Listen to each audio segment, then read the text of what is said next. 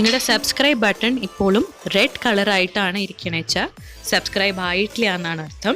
അത് പോയി ക്ലിക്ക് ചെയ്യുമ്പോൾ ഗ്രേ കളറാവും. അപ്പോൾ സബ്സ്ക്രൈബ് ആയിട്ടുണ്ട്. പിന്നെ ബെൽ ഐക്കൺ ക്ലിക്ക് ചെയ്യുക. എല്ലാ നോട്ടിഫിക്കേഷൻസിനും വേണ്ടി ഇഷ്ടമായ ലൈക്ക് ബട്ടണും അമർത്തുക. ഹേയ് ഫ്രണ്ട്സ്, എല്ലാവർക്കും സുഖമാണെന്ന് വിശ്വസിക്കുന്നു. ഇന്ന് നമുക്ക് ഹെൽത്തി ആയിട്ടുള്ള ചീര വട എങ്ങനെ ഉണ്ടാക്കുക നോക്കാം. ചീര മസാല വട ആണ് ഇന്ന് നമ്മൾ ഉണ്ടാക്കാൻ പോണത്. അപ്പം അതിനു വേണ്ടി ഞാൻ ആദ്യം 1 കപ്പ് ചനാദാൽ അല്ലെങ്കിൽ നമ്മുടെ കടലപ്പരിപ്പ് അത് കുതിരാൻ വെച്ചിട്ടുണ്ട്. പിന്നെ 1/4 കപ്പ് നമ്മുടെ പച്ച പട്ടാണി 4 മണിക്കൂർ കുതിരാൻ വെച്ചിട്ടുണ്ട്. പിന്നെ നല്ല സ്പൈസി ആയിട്ടുള്ള മസാല വടയാണ് വേണ്ടത് വെച്ചാൽ ഒരു 5 ചുവന്ന മുളകും അതേപോലെ തന്നെ 1 കഷ്ണം പട്ടയും ഞാൻ എടുത്തിട്ടുണ്ട്. നിങ്ങൾക്ക് എരിവ് കുറവ് മതി വെച്ചാൽ 3 മുളക് എടുത്താൽ മതിയാവും. പിന്നെ നമ്മുടെ ചീരവടയുടെ മെയിൻ ഇൻഗ്രീഡിയൻ്റ് ആയിട്ടുള്ള ചീര, അത് ഒരു എന്താ പറയുക 2 കൈപ്പിടി നല്ലോണം വേണം. അപ്പോൾ അത് എന്താ ചെയ്യേണ്ടത് വെച്ചാൽ ഈ തണ്ടൊക്കെ ഒന്ന് മുറിച്ച് കളഞ്ഞിട്ട് ഇല മാത്രം നമുക്ക് 2 കൈപ്പിടി വരുന്ന രീതിയിൽ എടുക്കാം. എന്നിട്ട് നമുക്ക് ചെറിയ ചെറിയ കഷ്ണങ്ങളായി അരിഞ്ഞെടുക്കാം. പിന്നെ നമുക്ക് ആവശ്യമുള്ളത് ഒരു 3 തണ്ട് കരിവേപ്പിലയാണ്. കരിവേപ്പില എത്രത്തോളം കൂടുന്നോ നല്ല ടേസ്റ്റ് ഉണ്ടാവും. പിന്നെ 2 പച്ചമുളക് എരിവനുസരിച്ചിട്ട് എടുക്കുക. പിന്നെ ഒരു വലിയ കഷ്ണം ഇഞ്ചി, പിന്നെ 1.5 ടേബിൾ സ്പൂൺ പെരുംജീരകം, 1 ടീസ്പൂൺ ഗരം മസാല, പിന്നെ അതേപോലെ തന്നെ 1 ടീസ്പൂൺ കായംപൊടി അല്ലെങ്കിൽ ഹിങ് അല്ലെങ്കിൽ അസിഡിറ്റിയുടെ എന്നൊക്കെ പറയും. അപ്പോൾ നമ്മുടെ കടലപ്പരിപ്പ് ഞാൻ കുതിർന്ന് വെച്ച കടലപ്പരിപ്പ് ഞാൻ ഇടുകയാണ്. പിന്നെ പച്ചപ്പട്ടാണി ഇട്ട് കൊടുക്കുന്നുണ്ട്. പിന്നെ നമ്മുടെ ഇഞ്ചിയുടെ കഷ്ണങ്ങൾ ഞാൻ ഇട്ട് കൊടുത്തിട്ടുണ്ട്. പിന്നെ നമ്മുടെ പച്ചമുളക് കീറിയതിട്ട് കൊടുത്തിട്ടുണ്ട്. ഇനി ഞാൻ ഇതിലേക്ക് ചേർത്ത് കൊടുക്കാൻ പോണത് നമ്മുടെ ചുവന്ന മുളകാണ്. ചുവന്ന മുളക് എരിവനുസരിച്ച് ചേർക്കുക കേട്ടോ. പിന്നെ നമ്മുടെ പട്ടയുടെ കഷ്ണവും ചേർത്ത് കൊടുത്തിട്ടുണ്ട്. നെക്സ്റ്റ് നമ്മുടെ കരിവേപ്പിലയാണ്, തണ്ട് മാറ്റിയിട്ട് ആഡ് ചെയ്ത് കൊടുക്കുക.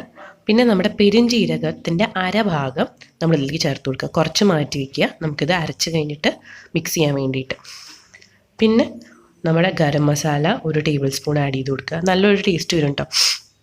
കറക്റ്റായിട്ട് ഉണ്ടാക്കിക്കഴിഞ്ഞാൽ നല്ല സൂപ്പറായിട്ടുള്ള വട കിട്ടും.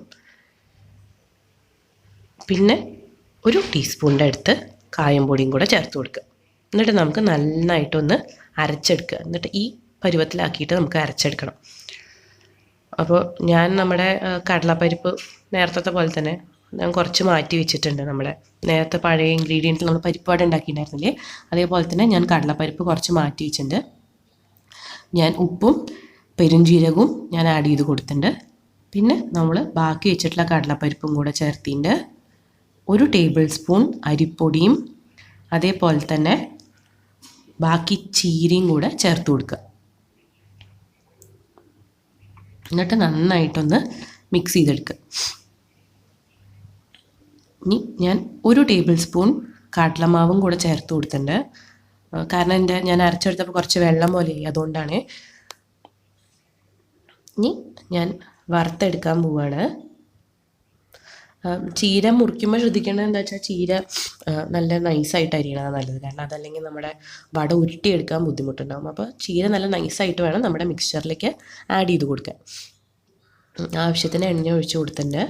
ഇനി ഞാൻ എൻ്റെ കൈയിൻ്റെ ഉള്ളിൽ ഞാൻ കുറച്ച് എണ്ണ ആക്കിയിട്ടുണ്ട്. എന്നിട്ട് നമ്മളിങ്ങനെ ലെമൺ സൈസ് ബോൾ എടുത്തിട്ട് ഞാൻ പരത്തിയെടുക്കാൻ പോവാണ്.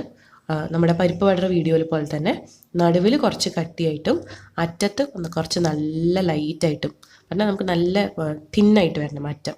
ആ രീതിയിൽ പരത്തി കൊടുക്കുക. നടുവിൽ കുറച്ച് കട്ടിയിരുന്നോട്ടെ, അറ്റം നല്ലോണം പരത്തിയെടുക്കുക. അപ്പോൾ നമുക്ക് ക്രിസ്പി ആയിട്ടുള്ള വട കിട്ടും.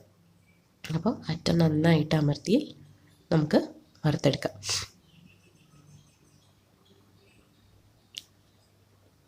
എണ്ണ ചൂടായിട്ടുണ്ട്, ഞാൻ ഇട്ട് കൊടുക്കുകയാണേ. ഇട്ട് കൊടുത്തതിന് ശേഷം ഫ്ലെയിം ഒന്ന് കുറയ്ക്കുക. കാരണം ഹൈ സ്പീഡിൽ വറുത്ത് കഴിഞ്ഞ് കഴിഞ്ഞാൽ പുറം ഭാഗം മാത്രം ബ്രൗൺ ആവും, ഉൾഭാഗം ആവശ്യത്തിന് വേവ് ഉണ്ടാവില്ല.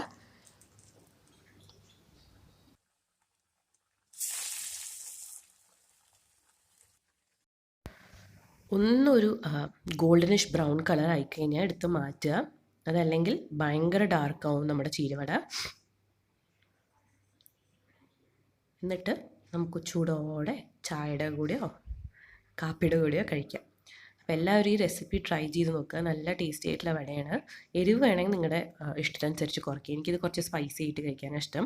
അപ്പം ഞാൻ ഇപ്പോൾ ഉണ്ടാക്കിയിട്ടുള്ളത് സ്പൈസി ആയിട്ടുള്ള ചീര മസാല വടയാണ്. നിങ്ങൾ കുട്ടികൾക്കൊക്കെയാണ് ഉണ്ടാക്കണേ വെച്ചാൽ എരിവ് കുറച്ചിട്ടുണ്ടാക്കുക. നമുക്കിതെടുത്തിട്ട് നമുക്കൊരു ടിഷ്യൂ പേപ്പറിലേക്ക് മെല്ലെ മാറ്റി വയ്ക്കാം.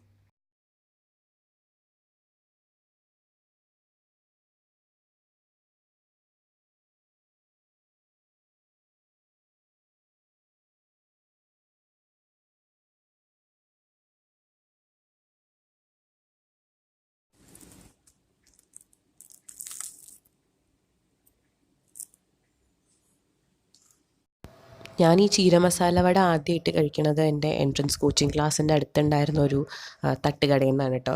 അപ്പോൾ നല്ല ടേസ്റ്റി ആയിട്ടുള്ള റെസിപ്പി ആരും ട്രൈ ചെയ്യുക, കമൻറ്റ് ചെയ്യുക. സബ്സ്ക്രൈബ് ചെയ്യാത്തവർ സബ്സ്ക്രൈബ് ചെയ്യാനും മറക്കരുത്. ബൈ.